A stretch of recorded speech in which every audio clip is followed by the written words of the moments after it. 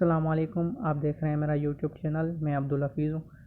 आज जो हम लोग डिस्कस करेंगे वो है operant conditioning. Operant conditioning BF Skinner एक अमेरिकन साइकोलॉजिस्ट थे, उन्होंने प्रपोज़ की थी। उन्होंने कहा था कि ये एक ऐसी टाइप ऑफ लर्निंग है जिसमें हम वॉलेंट्री जो बिहेवियर्स होते हैं हमारे, उन्हें स्ट्रेंथ कर सकते हैं बाय रीइंफोर्समेंट और उन्हें वीक या ख़त्म कर सकते हैं बाय पनिशमेंट।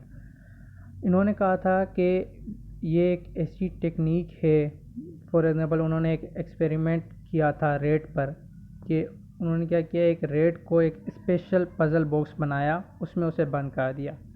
फिर उसने क्या किया कि एक लेवल्स बनाए कि वो प्रेस करेगा उस लीवर को तो उसे फूड या कप ऑफ वाटर मिलेगा। तो हर टाइम जब वो लीवर को प्रेस करता था तो एक साउंड भी क्रिएट होती थी। तो जब भी वो हंग्री होता था रेट, तो एक हंग्री रेट, उसको उसने केज में बंद कर दिया।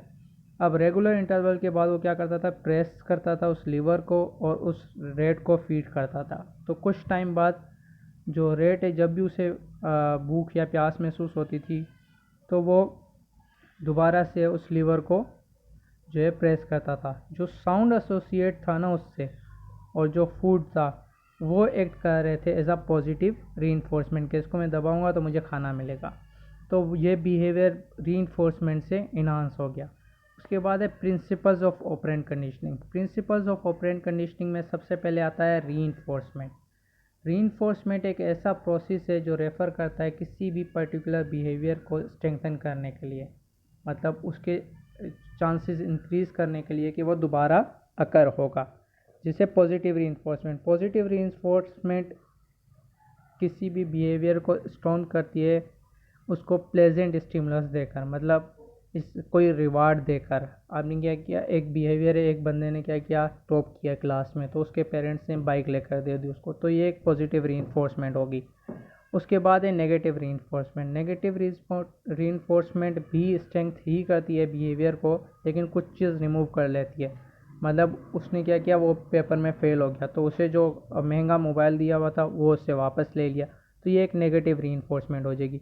उसके बाद है पनिशमेंट। पनिशमेंट किसी भी बिहेवियर को वीक करती है, उसके चांसेस रिड्यूस करती है कि वो दोबारा हो। पॉजिटिव पनिशमेंट, फॉर एग्जांपल आप सिगरेट पी रहे हैं, तो क्या हुआ, या आप सिगरेट नहीं पी रहे, आपका कोई दोस्त सिगरेट पी रहा है, आपने देखा कि यार उसे मार पड़ रही है, ठीक है, तो ये एक पॉजिटिव पनिशमेंट होगी, तो आप वो वाला बिहेवियर दोबारा नहीं करोगे। नेगेटिव ये कि इन्वॉल्व करती है, रिड्यूस करती है बिहेवियर को by removing a pleasant stimulus. मतलब आपने कोई गलती की, आपके पेरेंट्स ने आपने कोई आपसे जो आपकी प्यारी चीज़ है आपका वो बंद कर दी, आपका बाहर खेलना बंद कर दिया, या आपका रात को बाहर जाना बंद कर दिया दोस्तों के साथ, तो ये नेगेटिव पनिशमेंट हो जाएगी। उसके बाद है शेपिंग। शेपिंग रीइंफोर्समेंट की टेक्निक है जो मोस्टली यूज़ होती है एनिमल्स को टीच करने के लिए। इस मेथड में क्या होता है, टीचर बिगिन करता है कोई भी रिस्पॉन्स रीइंफोर्समेंट से, और लर्नर वो इजीली परफॉर्म कर सकता है। फिर आहिस्ता आहिस्ता क्या आता है, उसको मोस्ट डिफ़िकल्ट करता जाता है, ताकि उसको, जैसे रेट वाली एग्जांपल थी, तो उसने क्या किया, रेट को जो लीवर था वो 1 इंच पर रखा तो ताकि जल्दी से दबा ले, फिर उसको 2 इंच पर कर दिया, फिर उसको 3 इंच पर कर दिया, इस तरीके से उसकी हाइट बढ़ा दी, मतलब ईजी से डिफ़िकल्ट की तरफ ले गया, तो बिहेवियर शेप होना शुरू हो गया। उसके बाद है एक्सटिंक्शन। एक्सटिंक्शन किसी भी बिहेवियर की एलिमिनेशन होती है अगर आप उसे डिसकंटिन्यू करते हो रीइंफोर्स के जरिए। फॉर एग्जांपल एक बिहेवियर है, आपने लर्न कर लिया है, तो एक बिहेवियर आपने लर्न कर लिया, उसको डिसकंटिन्यू करेंगे आप। या एक बिहेवियर है जो आपने लर्न किया है वो हमेशा के लिए परमानेंट नहीं होता। अगर रेट को लीवर प्रेस वो कर रहा है लेकिन उसे फूड प्रोवाइड नहीं हो रहा, तो वो क्या करेगा, आहिस्ता आहिस्ता उसका ये वाला बिहेवियर जो है ये ख़त्म हो जाएगा, ये डिसअपियर हो जाएगा। उसके बाद है जनरलाइजेशन एंड डिस्क्रिमिनेशन। ये ऑपरेंट कंडीशनिंग में अकर होती है सेम है जैसे क्लासिकल कंडीशनिंग में होती है, इसमें कोई डिफरेंस नहीं है। ये पहले हम लोग डिस्कस कर चुके हैं कि लोग एक बिहेवियर परफॉर्म करते हैं या लर्न करते हैं एक सिचुएशन में, उसको दूसरी सिमिलर सिचुएशन में यूज़ कर रहे होते हैं। मतलब एक बंदे को रिवॉर्ड मिला हंसने पर, तो वो क्या करेगा, हमेशा से जोक करता रहेगा हर जगह पर, या वेडिंग रिसेप्शन पर, रेस्टोरेंट्स वगैरह में। उसके बाद है डिस्क्रिमिनेशन। डिस्क्रिमिनेशन एक ऐसी लर्निंग बिहेवियर है जो रीइंफोर्स करता है एक सिचुएशन को, मुख्तलिफ बताता है दूसरी सिचुएशन से। मतलब एक बंदा है, उसने लर्न किया कि जोक जो है वो चर्च में या सीरियस बिजनेस में अगर उसने किया तो लोग नहीं हंसेंगे, तो क्या करेगा कि उसको डिस्क्रिमिनेट कर देगा कि यहाँ पर मुझे ये बिहेवियर शो करना है और यहाँ पर मुझे ये बिहेवियर शो नहीं करना। उसके बाद है application of operant conditioning.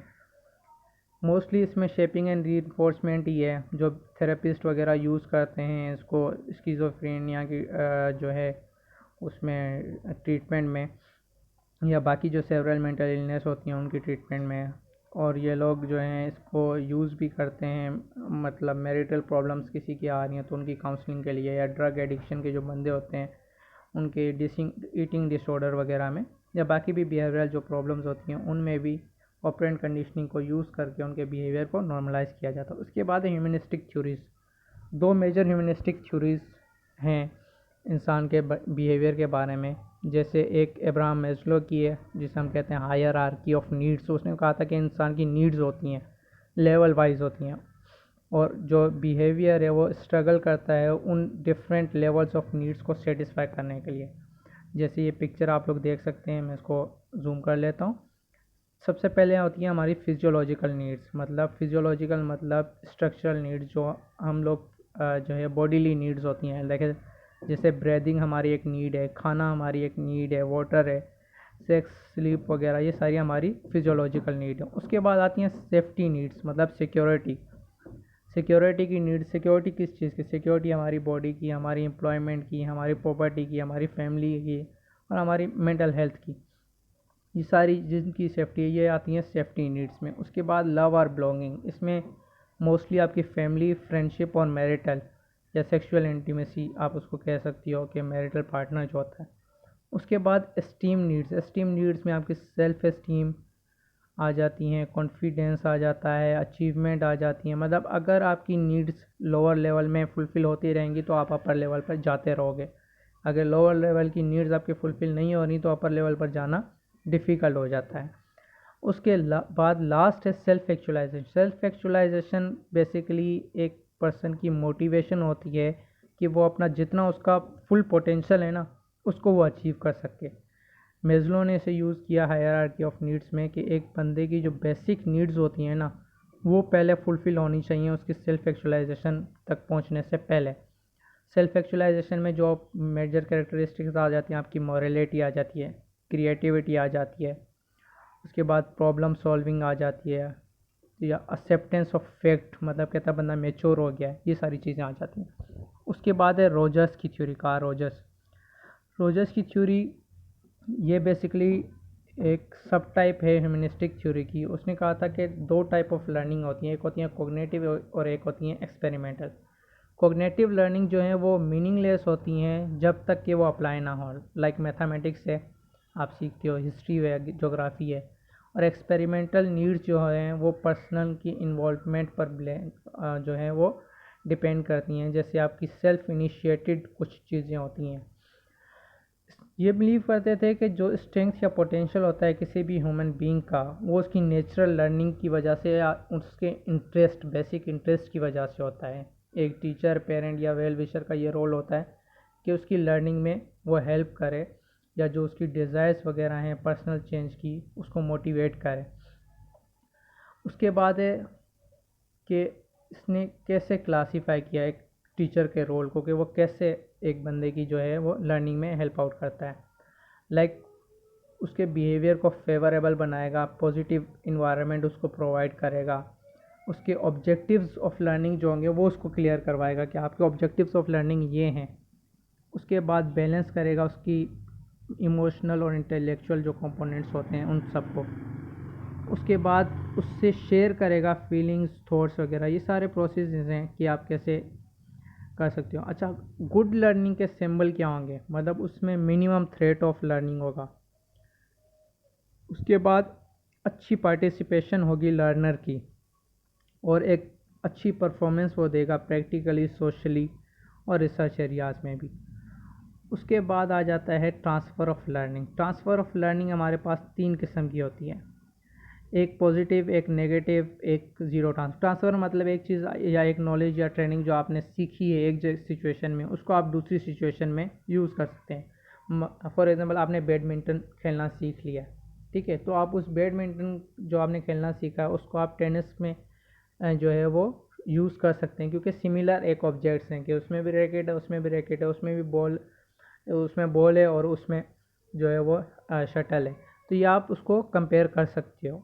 Positive transfer ये होगा कि जो आपने पहले से लर्न किए हुए हैं उन चीज़ों से आप बेनिफिट हासिल करोगे अपनी जो है न्यू चीज़ें सीखने में। जैसे आपने बेसिक साइंस सीखी है तो आप हायर एजुकेशन में वो आपको काम आएगी। जैसे अभी आप लोग ये क्लासिकल कंडीशनिंग वगैरह सीख रहे हैं, तो आगे जाके जब आप पर्सनैलिटी थ्योरीज पढ़ेंगे या साइकोपैथोलॉजी पढ़ेंगे तो उसमें भी यही चीज़ें आप लोगों को काम आएंगी। उसके बाद है नेगेटिव ट्रांसफ़र। नेगेटिव ट्रांसफ़र ये होता है कि आपने एक पहले से लर्न किया है, वो आपको बेनिफिट नहीं करेगा दूसरी चीज़ों में। मतलब आपने बेसिक साइंस सीखा, ठीक है, या आपने सीखा कि कैसे प्रोनाउंस करते हैं। जैसे चाइल्ड्स को हम लोग सिखाते हैं कि BUT बट होता है, तो वो PUT को क्या प्रोनाउंस करेंगे, पट। पुट परफॉर्म जो है वो प्रोनाउंस नहीं करेंगे, क्योंकि उनकी जो बेसिक लर्निंग है वो डिफ़िकल्टी कॉज कर रही है उनकी न्यू लर्निंग में। ज़ीरो ट्रांसफ़र मतलब कि जो प्रीवियस लर्निंग होगी ना उसका ना पॉजिटिव इन्फ्लुएंस होगा ना नेगेटिव इन्फ्लुएंस होगा। मतलब आपने मैट्रिक में जो पढ़ी है, साइंस पढ़ी है, ठीक है, बाद में आप आके इंजीनियरिंग कर रहे हो तो मैट्रिक वाला आपके किसी काम का नहीं होगा। आज तक के लिए इतना ही। अपना बहुत ज़्यादा ख्याल रखिएगा। अल्लाह हाफिज़।